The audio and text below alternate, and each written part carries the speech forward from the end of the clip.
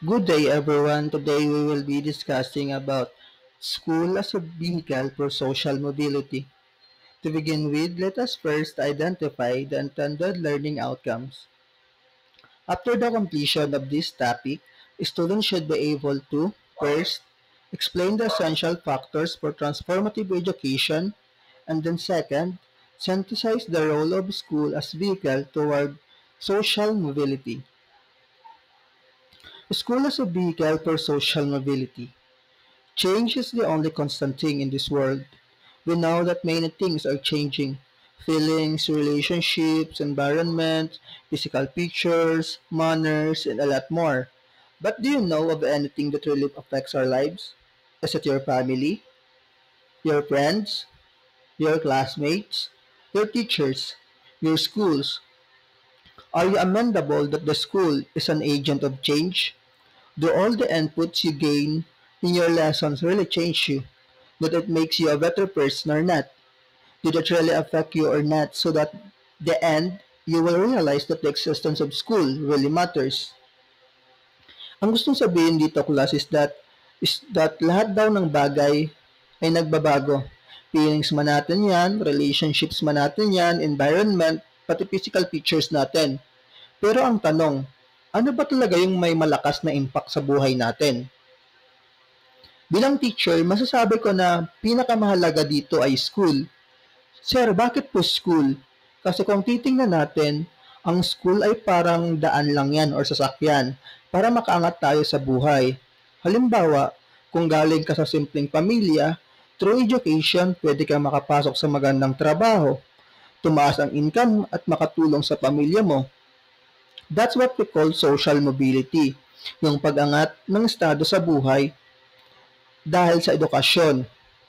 Ngayon, tanungin natin sarili natin, nagbago ba talaga ako dahil sa school? Kung oo, paano?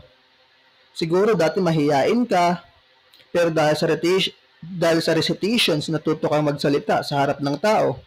O kaya dati hindi ka marunong mag-budget, pero dahil sa math natutunan mo mag-compute at mag-manage ng pera.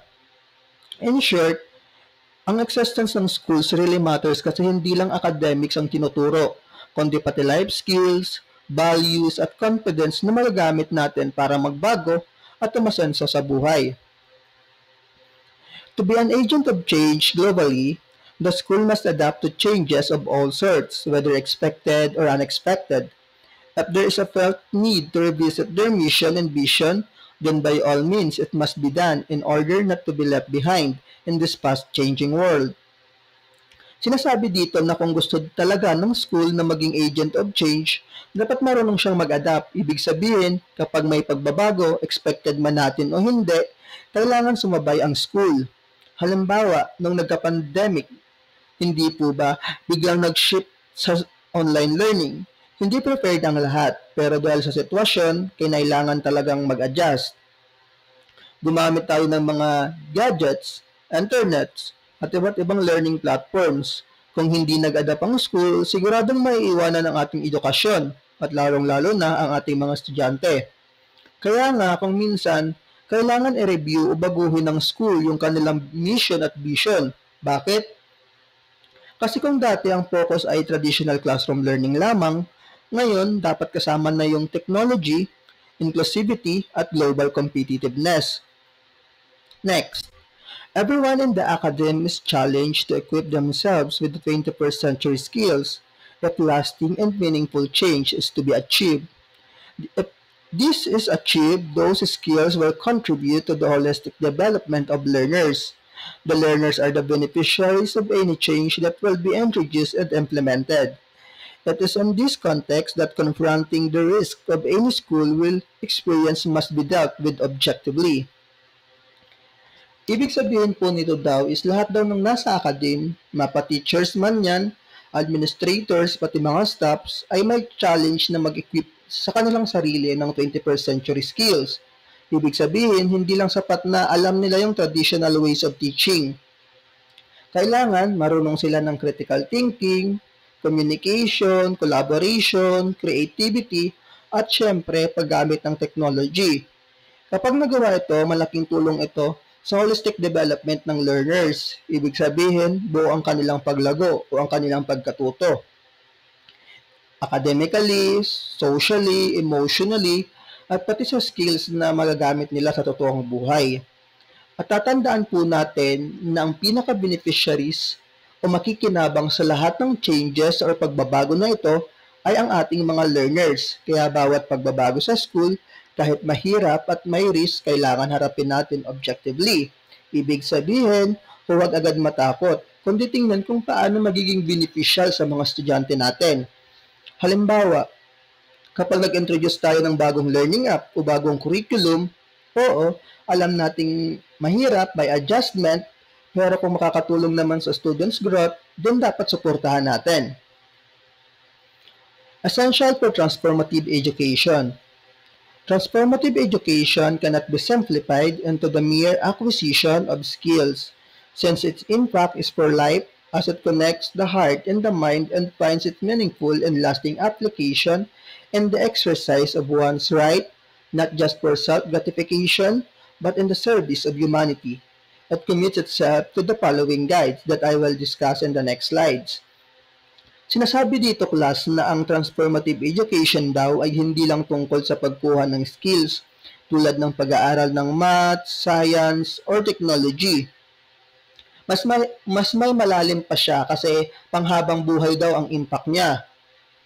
Transformative education means nakakonekta ang heart at mind, hindi lang puro knowledge sa utak, kundi may kasamang values at empathy.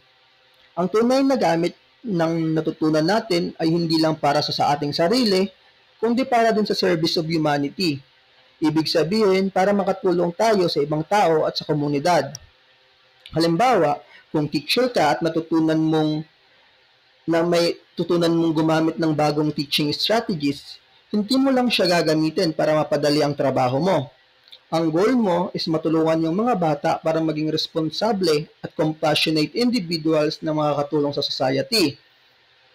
Kaya nga may mga principles or guides tayo na sinusunod sa transformative education para siguradong ang edukasyon ay hindi lang pang knowledge, kundi pang pagbabago ng buhay at lipunan.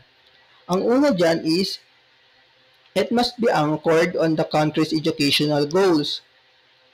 One will never get lost if the Article 14, Education, Science and Technology, Arts, Culture and Sports from the 1987 Philippine Constitution will be subscribed to by every administrator and teachers. Sinasabi dito, ang transformative education daw ay dapat nakaangkla o nakabase sa educational goals ng bansa dito sa atin sa Pilipinas. Ibig sabihin, hindi lang basta kung ano lang ang gusto ng isang teacher o school is gagawin na niya. Dapat naka-align ito sa national vision para sa education.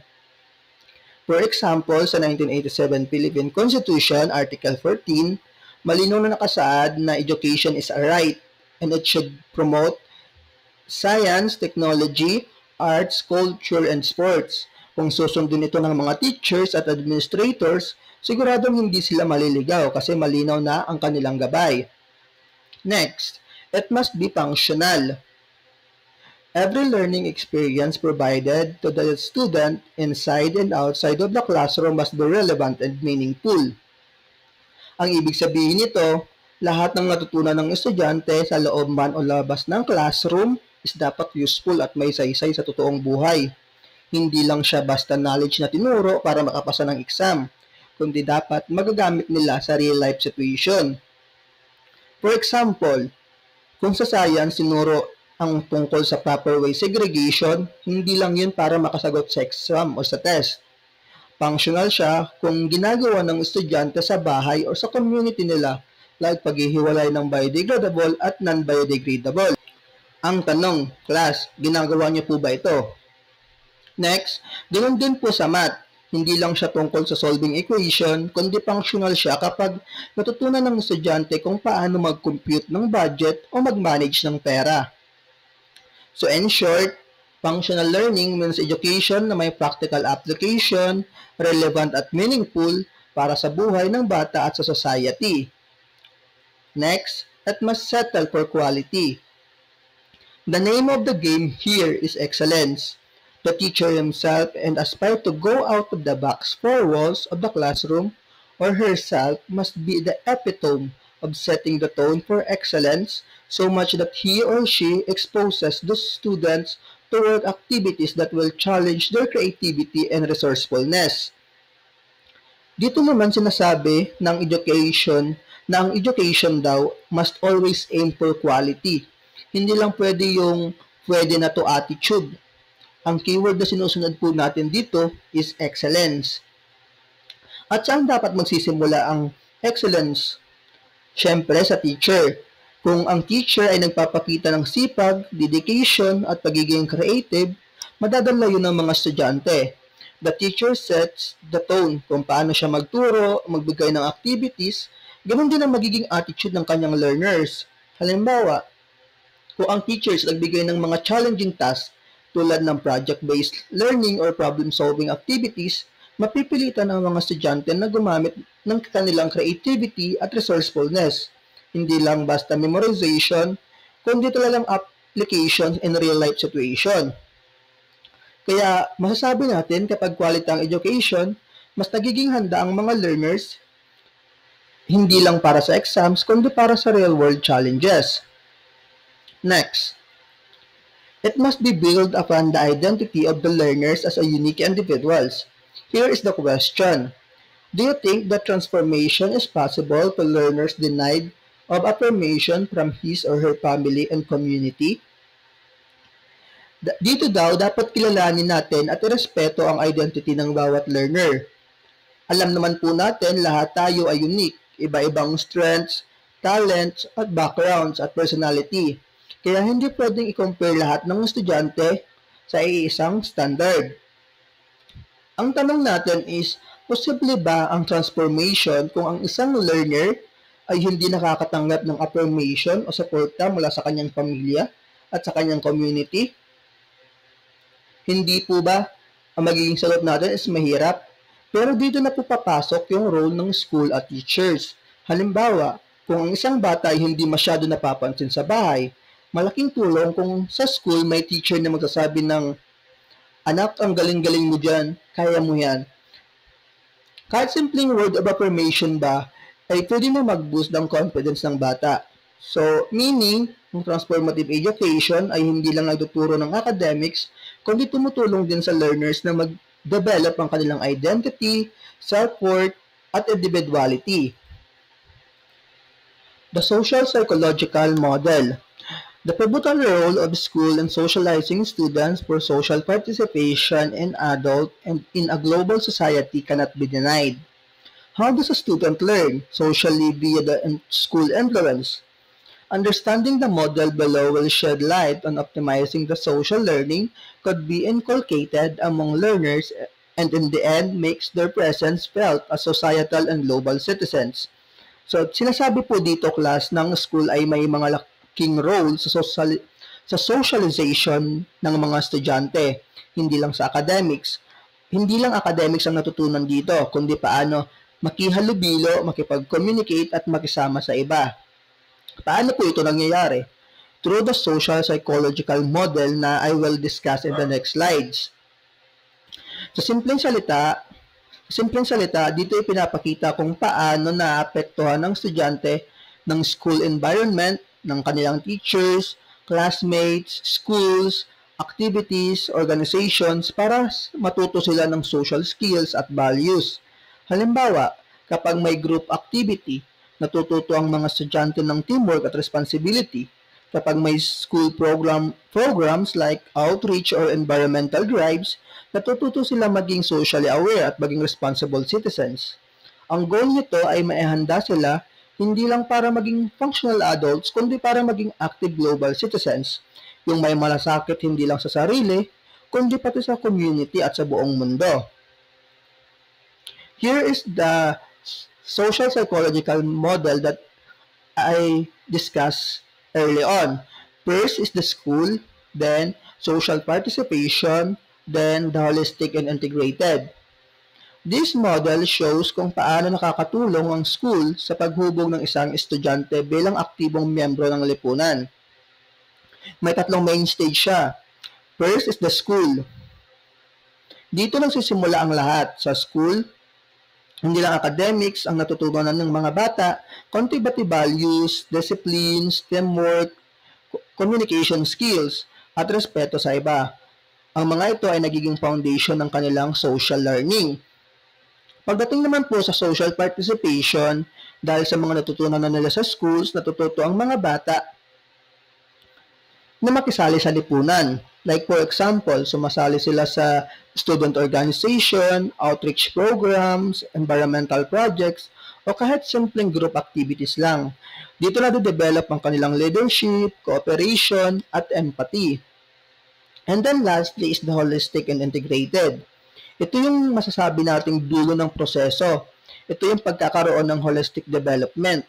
Ibig sabihin, buo at balanse ang pag-unlad ng mga bata.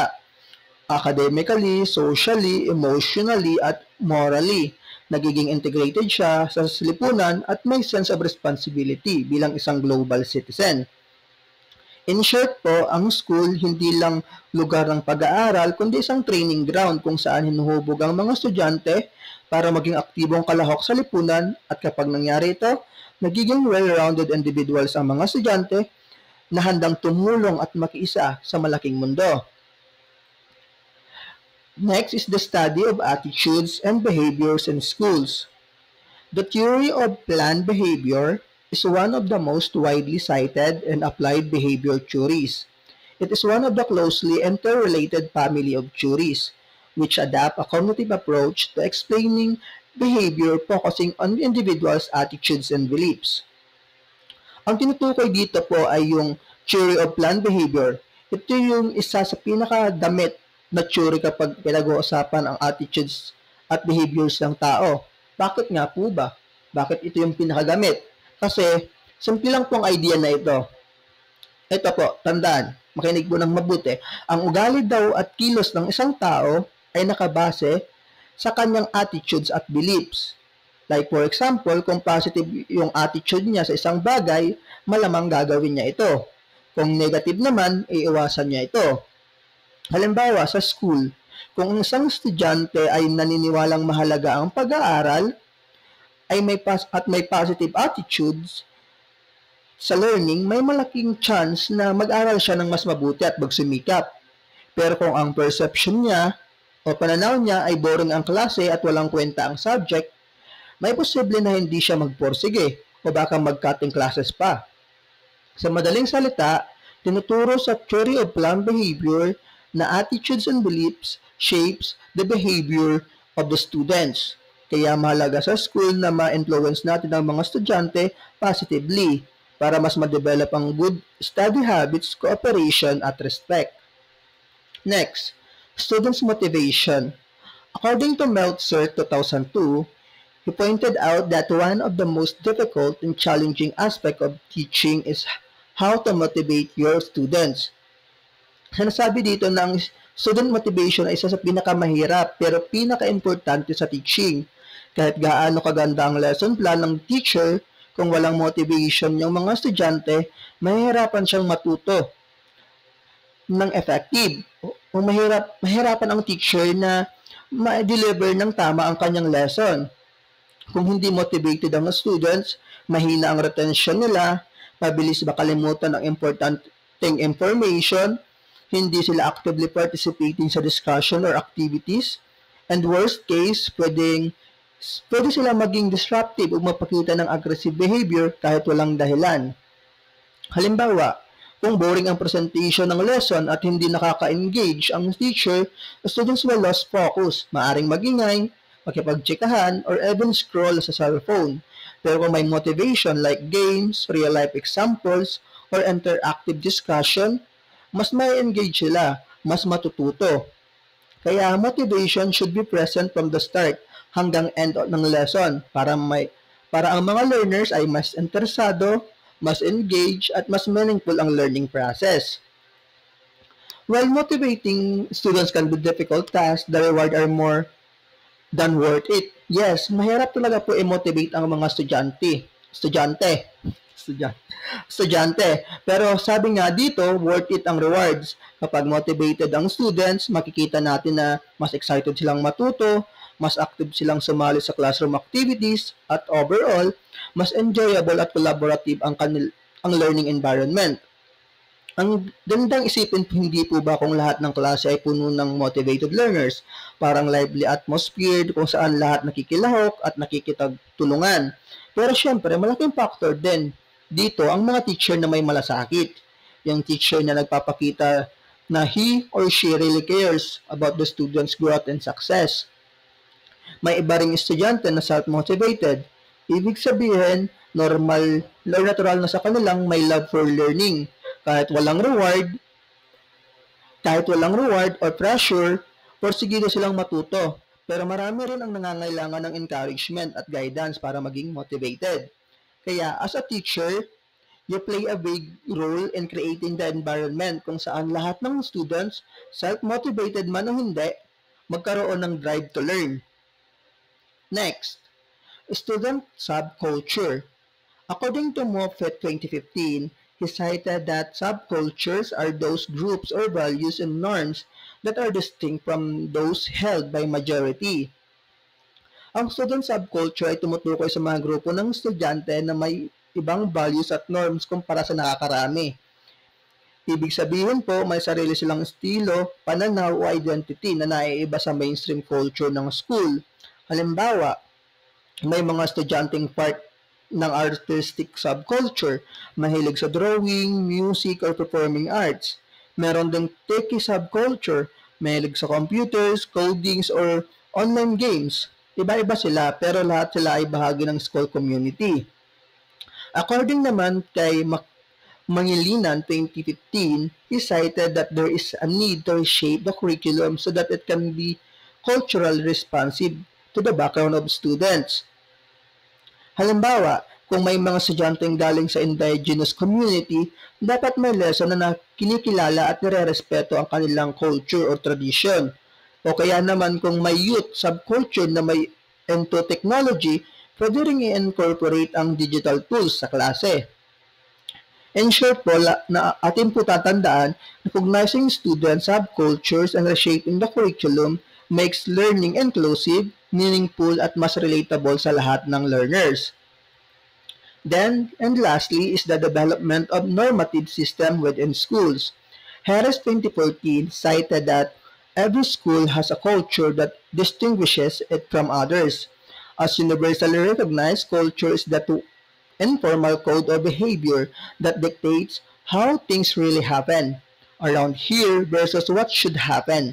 It is informal or normative culture that ultimately defines how effective administrators and faculty will be in addressing bullying and other student-related issues. Sinasabi dito na bawat school may sariling culture na magiging identity niya kung yung culture na ito ay parang informal code or behavior. Ibig sabihin, ito yung actual na nangyayari sa school, hindi lang yung nakasulat sa rules or policies. For example, what should happen? Nakasulat sa handbook na dapat walang bullying. Pero what really happened is may mga actual culture or normal lang ang asaran or pagbubuli, nagiging accepted behavior sila kahit mali. Ito yung tinatawag na normative culture, yung set of norms and unwritten rules na sinusunod ng students, teachers, at minsan pati din admins. Kaya mahalaga ito kasi kung positive ang culture, mas madaling i-handle ang issues tulad ng bullying, cheating, or discipline problems. Pero kung negative ang culture, parang tinotolerate nila yung mga bad behavior, mahirap maging effective ang administrators at teachers. Lagi pong tatandaan na ang culture ay ng isang school is yung how really things work or how things really happen ay malaking factor kung magiging safe at supportive at effective ba ang learning environment ng isang schools.